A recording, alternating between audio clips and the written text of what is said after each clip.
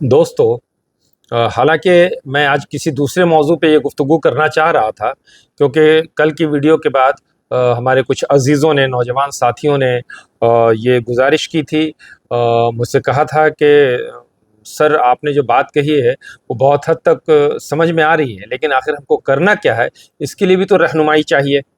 तो आज मैंने सोचा था कि इस टॉपिक पे कुछ डिस्कस कर लूँगा, लेकिन इत्तेफाक से आज एक ऐसा मामला आ गया कि जी चाहा कि उस पे कुछ आइडियाज़ आपके साथ शेयर करूं, ताकि आप अपनी राय भी रखें और हम अपनी बात भी कह सकें।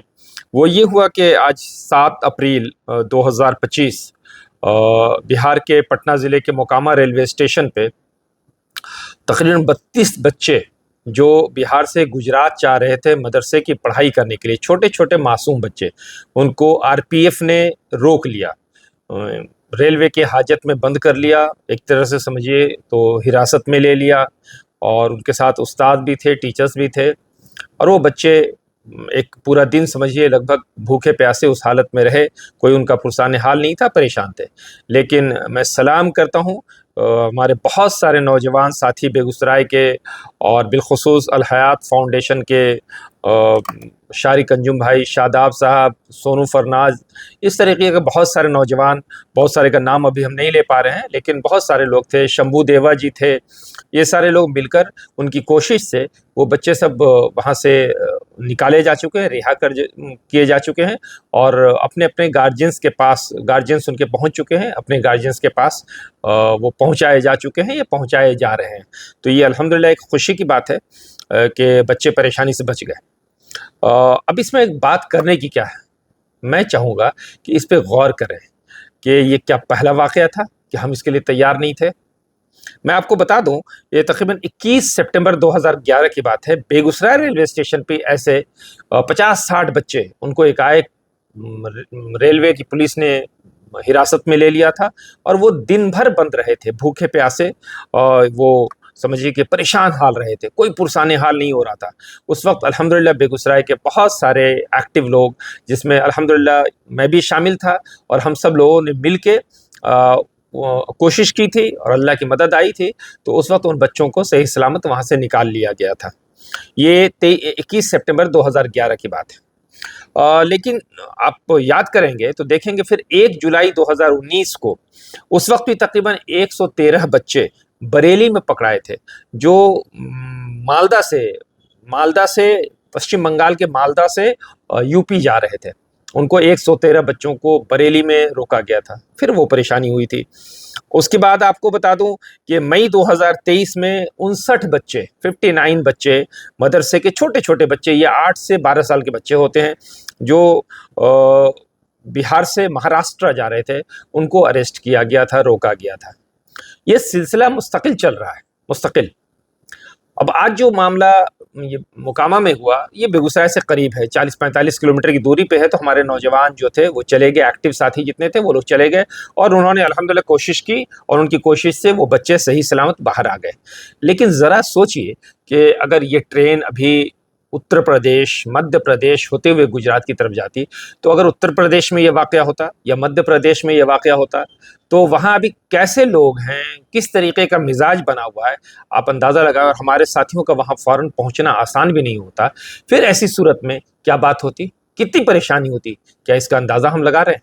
आखिर हम सोच क्यों नहीं पा रहे, हमारे पास विज़न क्यों नहीं आ रहा है कि इन परेशानियों का क्या हल होगा? मैं आपसे चाहता हूँ कि ये डिस्कस करूँ, आप खुद मशवरा दें कि क्या हमारे पास कोई ऐसा एजुकेशन का निज़ाम नहीं है कि हम अपने बच्चों को पढ़ा सकें, तो मकाम पे रह के पढ़ा सकें।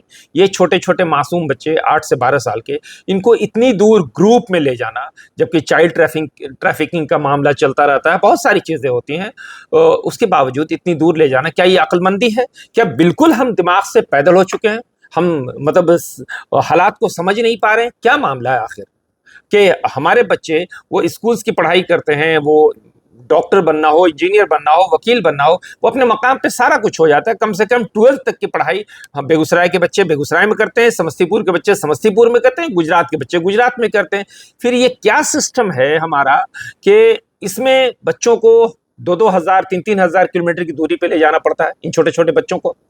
इस पे हमको गौर करना होगा ना। آخر ہم کب تک خاموش رہیں گے؟ سوال تو کسی سے کرنا ہوگا نا، کوئی تو جواب دہ ہوگا، کسی کی جواب دہی تو تیار کی جائے گی۔ آخر ان چھوٹے چھوٹے بچوں کو گھر سے اتنی دور کون سی پڑھائی ہے، ایسی کون سی پڑھائی ہے جو ان معصوم بچوں کو ان کے والدین سے دور لے جانا پڑتا ہے؟ میں بار بار کہتا ہوں کہ صاحب اسکول کی پڑھائی ہو جاتی ہے، مدرسوں کی پڑھائی میں کیا ایسا نظم ہے کہ ضروری ہے کہ بچوں سے، ماں باپ کو سے بچوں کو دور ہی رہنا پڑے گا؟ بچوں کے نشو و نما میں، ان کی پرورش میں، ان کے ڈیولپمنٹ میں پڑھائی کے ساتھ، استاد کی گارجین شپ کے ساتھ، ٹیچرز کی گارجین شپ کے ساتھ ماں کی ممتا اور باپ کا پیار، یہ ہر وقت موجود رہنا، یہ بھی ضروری ہوتا ہے۔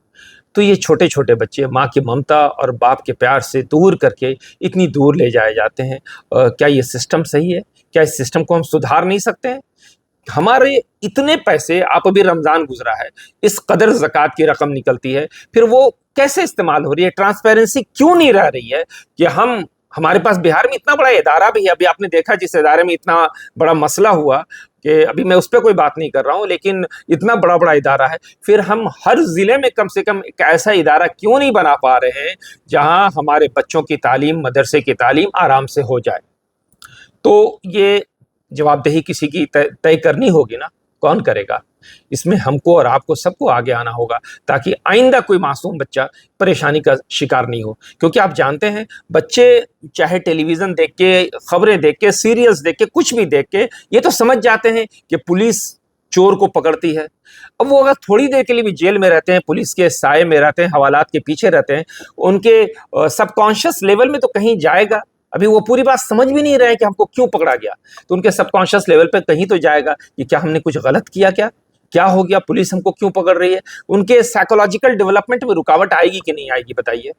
تو نوجوان ساتھیوں، میرے محترم بزرگوں، ہم انٹلیکچوئل سے، سارے ہمارے جو رہبر ہیں، رہنما ہیں، ان سب سے یہ اپیل کرتے ہیں کہ بیٹھیں، سر جوڑ کے بیٹھیں اور اس کا راستہ نکالیں کہ ان بچوں کو، بہار کے بچوں کو گجرات، سمستی پور کے بچوں کو پورنیہ کے بچوں کو بیگوسرائے، یہ بھٹکانا ہم لوگ روک سکیں، ہے نا؟ اور ایسا کچھ نظام بنا سکیں کہ بچے اپنے گھر کے پاس، کم سے کم اپنے ڈسٹرکٹ میں ہی پراپر ایجوکیشن حاصل کر سکیں۔